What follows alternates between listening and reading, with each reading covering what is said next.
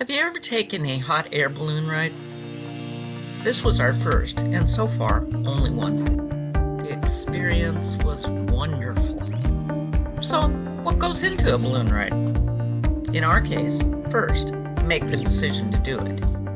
A few of us have a little anxiety when it comes to being way above the ground, not tethered. At least two of our group believe they are afraid of heights. Second, find and decide which balloon ride to take. If you are researching balloon rides, you'll find they are all over. Of varying fees, early morning, mid-afternoon, champagne dinner, etc. We decided on the early morning ride, we'd be able to see where we are and it wouldn't be hot. Now, third, who's going? Us, another couple, and my mother. By the way, it was the other couple's idea to take the balloon ride, and one of them is afraid of heights. We decided that a good hearty breakfast would be a good idea. Thinking back now though, maybe it wasn't. No one got sick, but it could have happened. Breakfast was strong coffee. We should have saved some for the pilot. Croissants, sliced ham, Havarti cheese, hard-boiled eggs, jam, and butter. We were going on our balloon ride, and this was very savoir-faire. We had the opportunity to visit Europe a short time before this, and this was often the breakfast the hotels offered. But that is a whole other story. The meeting place for the balloon rides was in a strip mall. I thought, perhaps the other couple we were following were lost or something. This couldn't be the place. Aren't we supposed to be in a field somewhere? Seemed odd, but what do we know? Turns out there were other balloons going out that morning, and this was the meeting place for all the riders. They put us into, I want to say, a 15-passenger van to take us to the liftoff site. These type of vehicles were going to play a big part in another adventure later. We arrived at the site.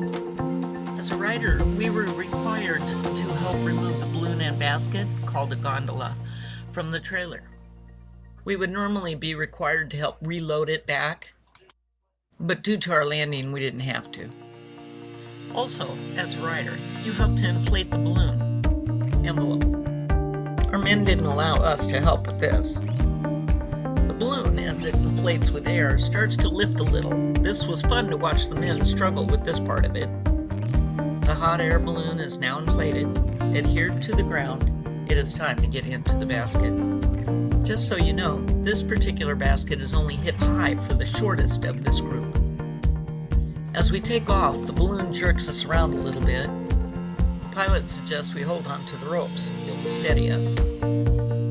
There's a queasy feeling in the pit of your stomach as you lift off. The pilot has turned your attention to him to distract you a little bit, I think. He goes through the workings of the balloon, the wind direction, the direction we will take, and the only sound you will hear while you are up there, all during the beginning of your ascent. It is so quiet up there. The only sound, aside from your chattering, is the propane heater. A gentle swoosh sound as it heats the air inside the envelope. A beautiful feeling of serenity fills your very senses. You can see forever, so quiet, so peaceful, so wonderful.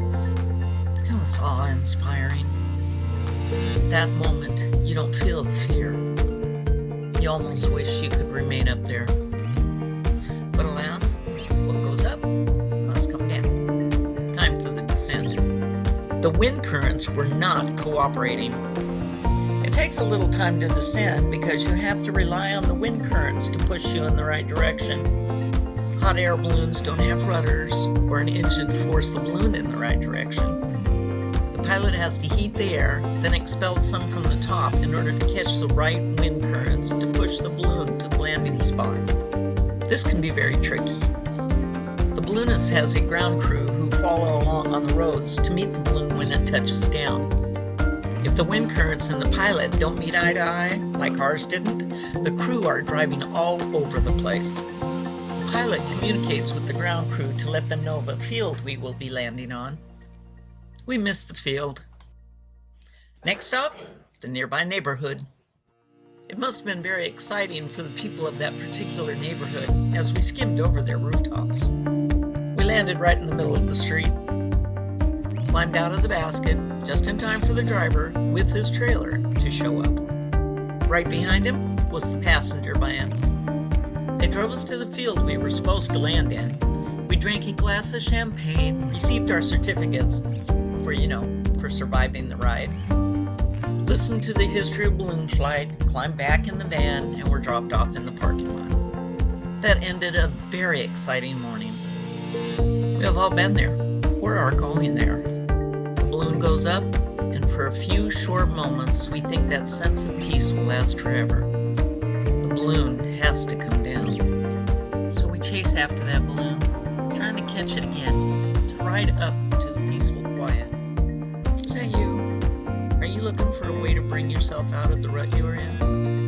Do you know how to do that? What are you passionate about? What would bring you the most pleasure? Spending more time with your family? Getting out of that dead-end job? Learning how to become disciplined? Focusing on and creating the perfect you? Let me show you how I'm reaching that goal.